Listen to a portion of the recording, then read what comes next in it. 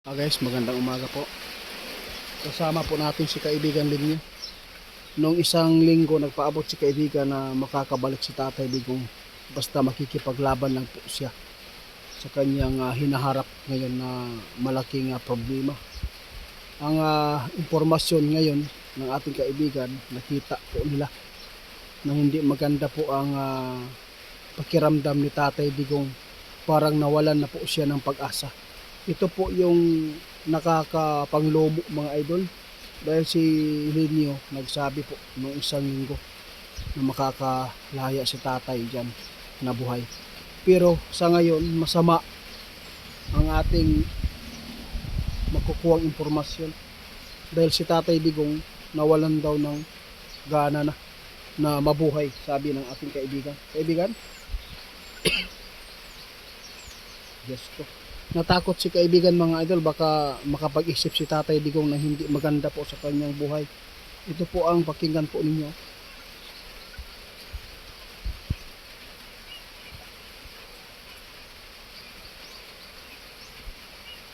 Natuloy niya. Kailan na po ninyo ito nakuha, kaibigan? Di ba ipinapaabot pa ninyo kahapon? Anong isang araw yata yun? Isang linggo. Nakalimutan ko eh. Sinabi po ninyo na makakalaya si Tatay Digong. Ha? Nakita po ng ating kaibigan mga idol, kaya ipinapaabot po niya kasi malakas pa si tatay noon. Nung may dumating na naman po na mga ibang klase naman po para sa kanyang kaso ngayon na kinahaharap, parang nawalan po siya ng gana na mabuhay.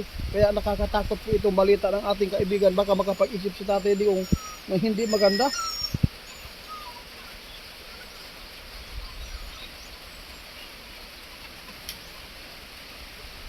Guys, pasensya na po talaga kayo, no? Itong impormasyon ng ating kaibigan kasi iba-iba po talaga ang sitwasyon sa buhay natin.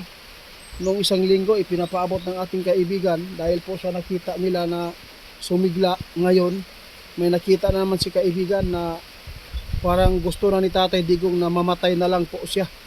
Gusto po ni Tatay Digong na hindi na lumaban kasi parang nawalan po siya ng gana na humarap sa kanyang kaso dahil sa kalagayan po niya sa kanyang edad.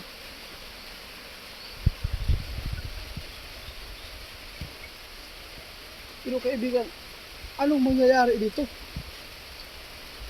Yung mga anak niya, matatanggap kaya nila? Guys, tanggap na po ng mga anak kung ano po ang mangyayari po sa Tatay Digong. Kasi matanda na po, no? Matanda na po. Pero hindi ninyo alam ang mga plano ngayon. Kaya naging matapang si Inday BP Sara Duterte. Kaya nagpaabot na po siya, natatakbo siya bilang presidente. Alam po ninyo mga idol, paningkamuti lang yun ninyo na mapataob ninyo ang mga Duterte. Kapag mangyari, kapag siya po ang maging leader dito, wala pa rin tayong peace dito mga idol. Alam po natin, no, na lalaban talaga ni Sara Duterte ang panggigipit ng administrasyon ngayon.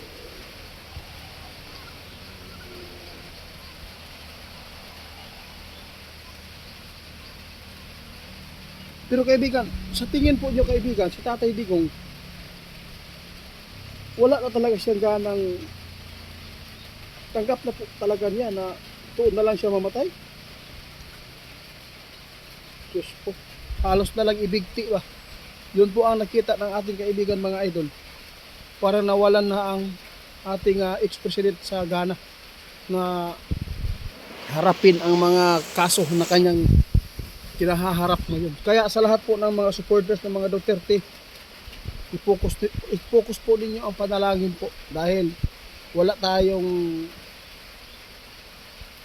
mahingian ng tulong na makapangyarihan kundi ang Panginoon.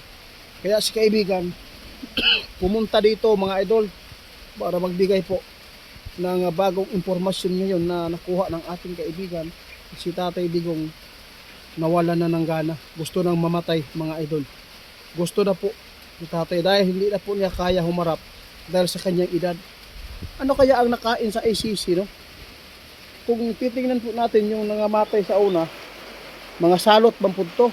Pero kung nag-iingod, lahi gyud.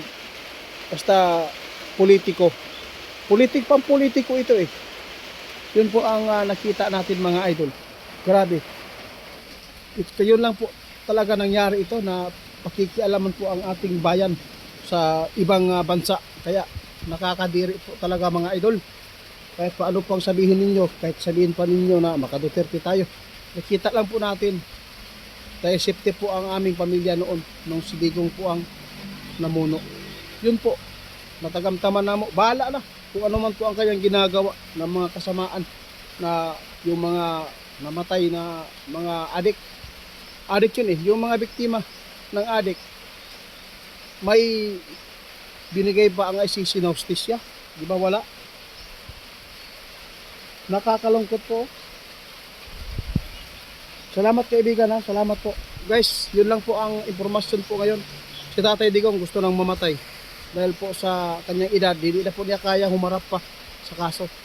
Kung gusto na niyang magpahinga, paki-report po kay Go Sander 88 fans, mga idol, sa TikTok at saka doon sa Facebook.